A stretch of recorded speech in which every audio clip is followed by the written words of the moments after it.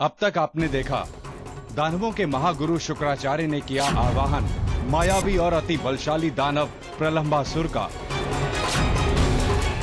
जिसे प्राप्त थी किसी का भी रूप धरने की शक्तियां। दाऊ और प्रलंबासुर में छिड़ा घमासान द्वंद्व, और दाऊ ने किया प्रलंबासुर का अंत।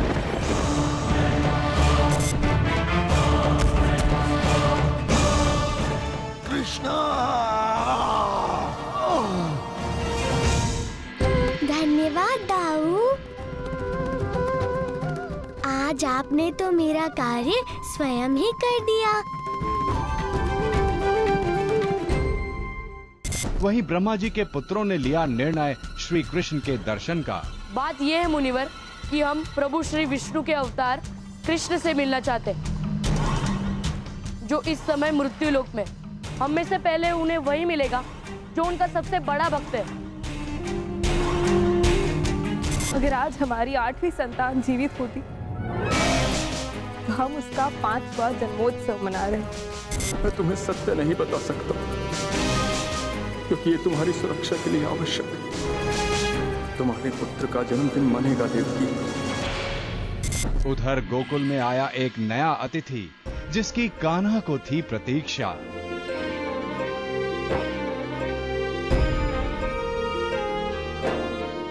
राधा,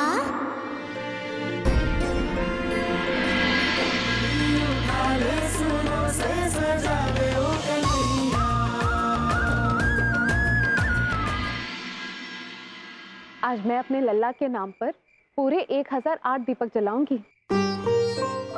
अच्छा, तुम ही क्यों नंदरानी? हम भी अपने कान्हा के नाम के दीपक जलाएंगे।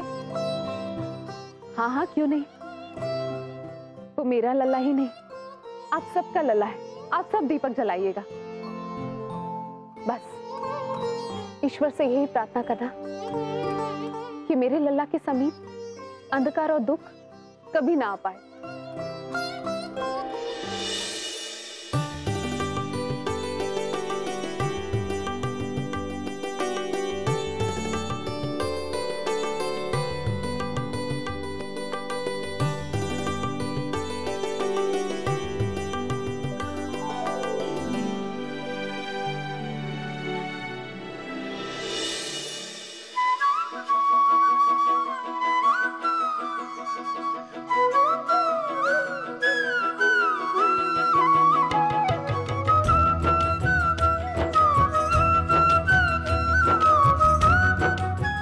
इतनी मीठी बांसुरी कौन बजा रहा है?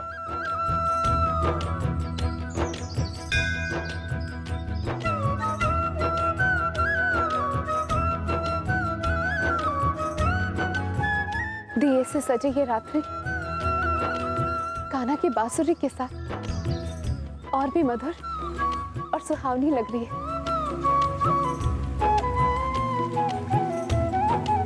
ईश्वर करे मेरे लल्ला को किसी की नजर न लगे। सही कहा यशोदा रानी। कान्हा की बांसुरी को सुनकर ऐसा प्रतीत होता है जैसे उसकी बांसुरी के सुरों में श्री हरि निवास करते हैं।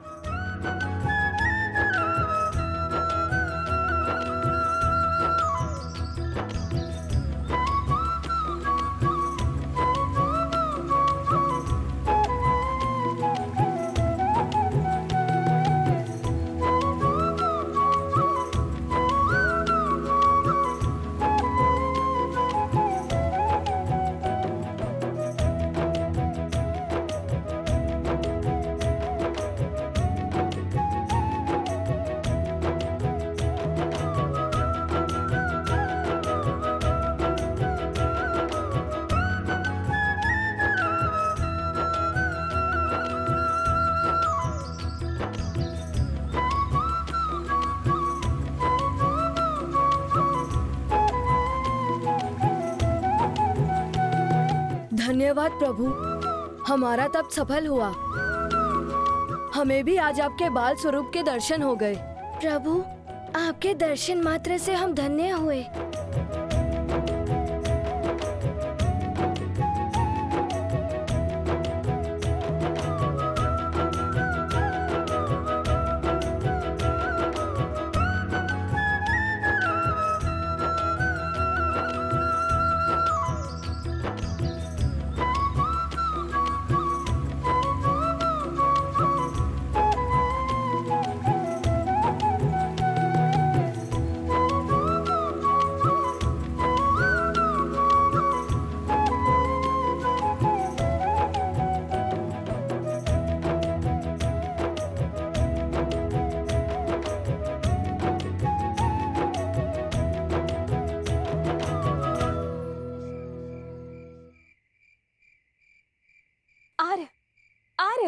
उठिए आर्य।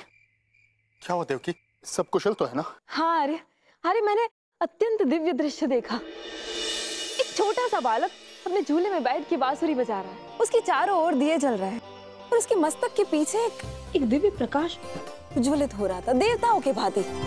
और वो कोई सामान्य बालक नहीं था, अवश्य कोई देव थे। और उसे देख के मन को इतनी शांति मिली कि मैं आपको बता नहीं सकती। ये तो अत्यंत प्रसन्नता की बात है देवकी। हाँ अरे, किंतु मुझे समझ नहीं आ रहा है कि मुझे दृश्य क्यों दिखा। उसकी बांसुरी के सुर सुन के कैसे मेरे सारे दुख दूर हो गए। कौन हो सकता है वो बालक? हाँ, माँ पुकारे और संतान ना आए, ये तो हो ही नहीं सकता। प्रभु आपकी लीला अनोखी है, नियति का बंधन तोड़ा भी नहीं और एक माँ को उससे दूर बैठी संतान के दर्शन भी करा दिए। एक पल में ही एक माँ के सबसे बड़े दुख को भुलाकर उसका हृदय प्रसन्नता और उल्लास से भर दिया आपने। अरे हाँ, अरे बताइए ना, ये केवल एक स्वप्न था या फिर ईश्वर का कोई संकेत? देवकी, ये तो मुझे भान नहीं कि ये स्वप्न था या ईश्वर का संकेत, परंतु मैं प्रसन्न हूं क्योंकि ये जो कुछ भी था उसके कारण वर्षों बाद तुम्हारे मुख पर मुस्कान देख रहा हूं।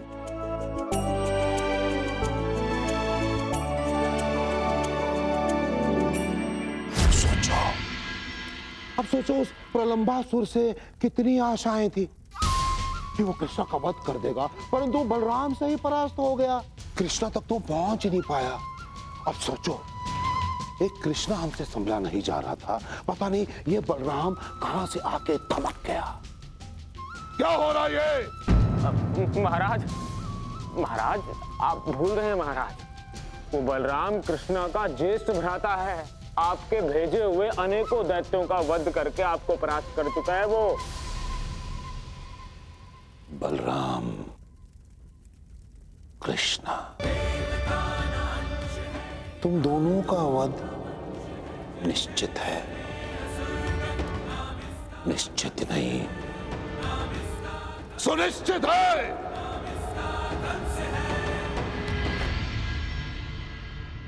आपका गोकुल में स्वागत है।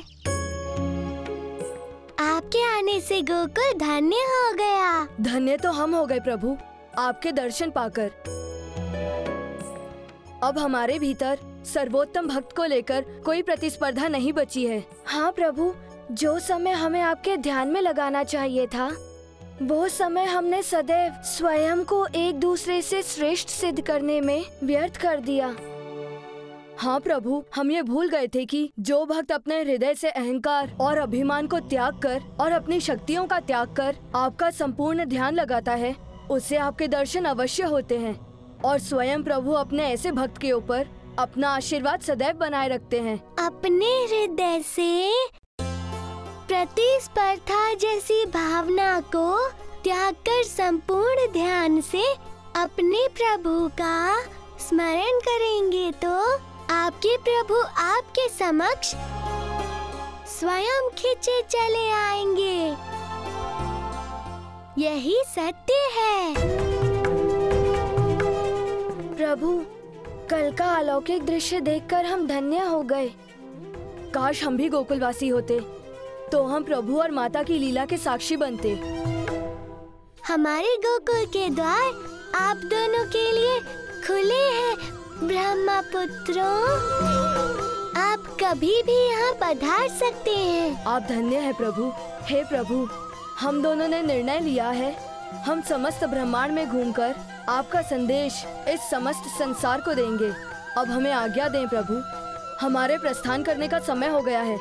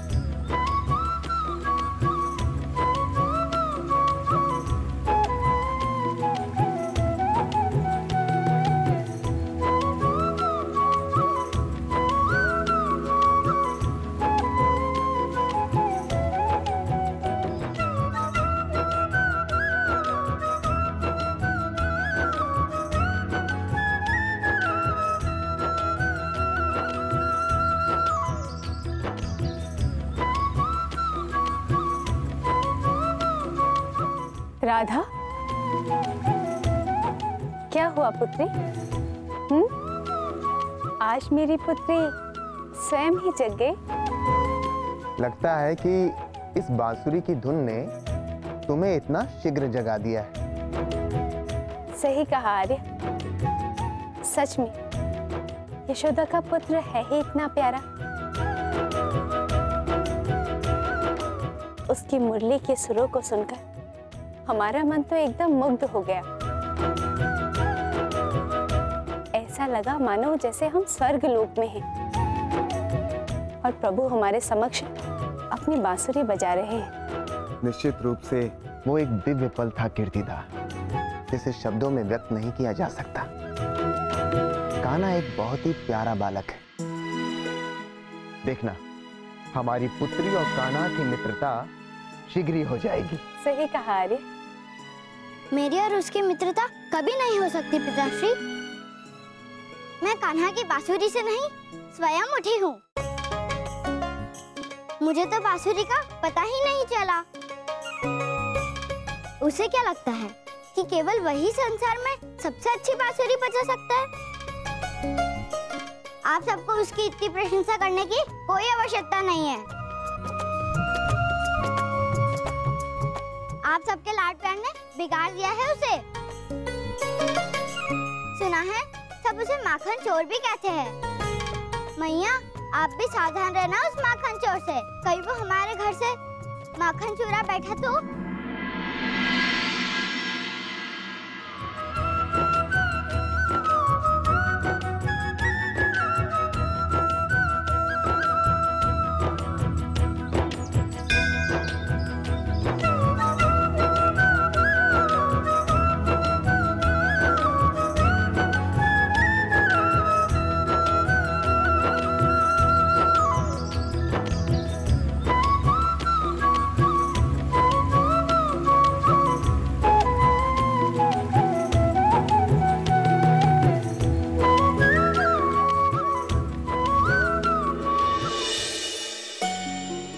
मेरे लला को किसी की कुदृष्टि ना लगे।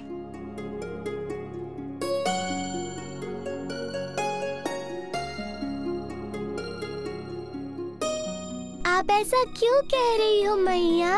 अरे लला, कल रात्रि तेरे जन्मदिन पर तो कितना प्यारा लग रहा था।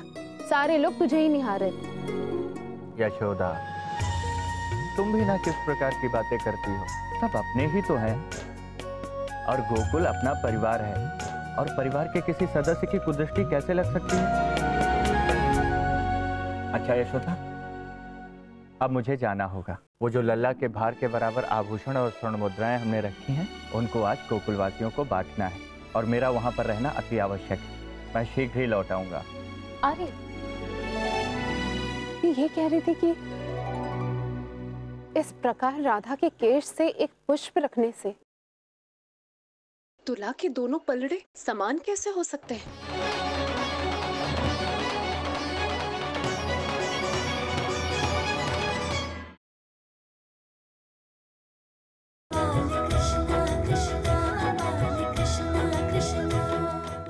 लल्ला, अब मुझे जाना होगा।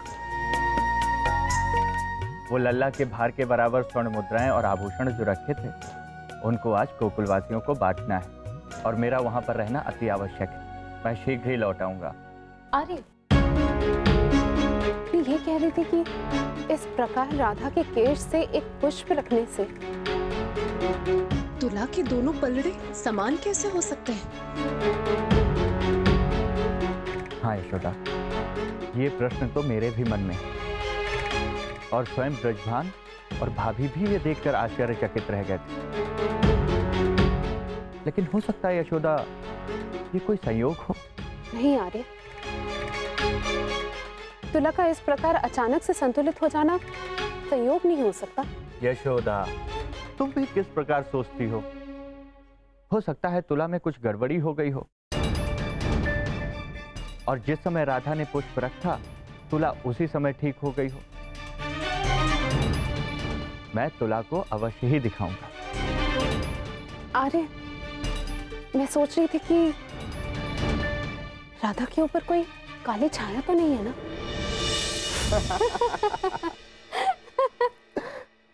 ये तुम कैसी बातें कर रही हो पुत्री? कान्हा के पिता इस गांव के ग्राम प्रमुख हैं। भला उससे माखन चुराने की क्या आवश्यकता? और कान्हा अत्यंत ही समझदार और प्यारा बालक है। पूरे गोकुल का लाडला है वो। कान्हा के पिता नंद और मेरी मित्रता वर्षों से, बहुत ही भले लोग हैं वो। तुम देखना, जिस प्रकार हमारी मित्रता है ना, ठीक उसी प्रकार तुम्हारी और कान्हा की मित्रता भी होगी। सही कहा रे। यशोदा और रोहिणी बहुत ही भले लोग हैं। किंतु वो कृष्णा भला है या नहीं, इसका निर्णय मैं स्वयं लूंगी।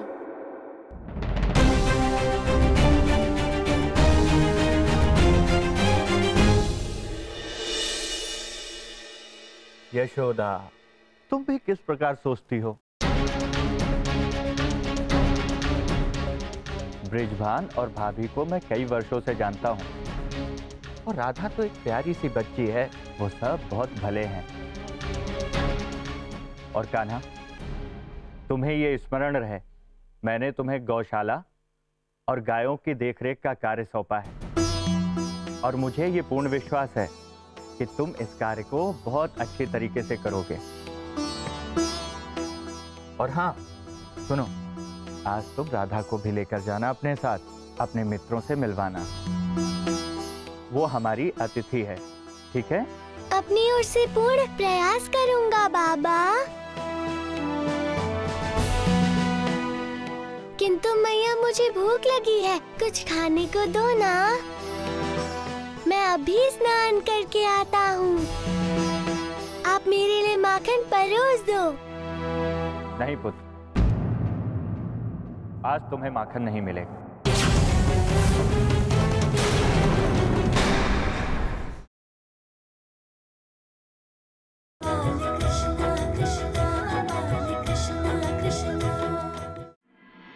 क्या कह रहे हैं आर्य? लल्ला को माखन क्यों नहीं मिलेगा? किंतु बाबा, आप तो जानते ही हैं ना, माखन के बिना मुझे भोजन अच्छा नहीं लगता।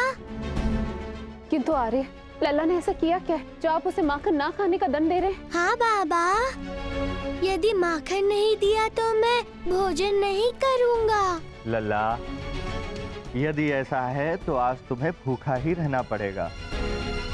बाबा, कल मेरे जन्मदिन पर आप सबने मेरी हर बात मानी, तो आज मुझसे ऐसी क्या भूल हुई जो आप मुझे ये दंड दे रहे हैं? अरे क्या हुआ? लल्ला का सूरज की भांति चमकता हुआ मुख आज इतना उतरा हुआ क्यों है? देखिए ना जीजी, आर्य ने ये निर्णय लिया है कि लल्ला को माखन नहीं मिलेगा। यशोदा, थोड़ा सा धैर्य रखो। कोई भी पिता अपने पुत्र का अहित नहीं चाहता है। इसके पीछे कुछ उद्देश्य है, और शीघ्र ही समय आने पर यह पता चल जाएगा। किंतु आर्य, ऐसी कौन सी बात है जो आप हमें नहीं बता सकते? पुत्र, तुम्हें माखन कभी तुम्हारी मैया ने दिया है और कभी तुमने चोरी करके खाया है। तुम्हें इस बार भी माखन मिल सकता है, किंतु इस बार तुम्हें थोड़ा सा परिश्रम करना होगा। और तुम्हें क्या करना है ये जानने के लिए गोकुल की हाट के समीप जो पीपल का वृक्ष है वहां पर आना होगा, ठीक है? और हाँ पुत्र, अपने साथ अपने सभी मित्र को लेकर आओगे।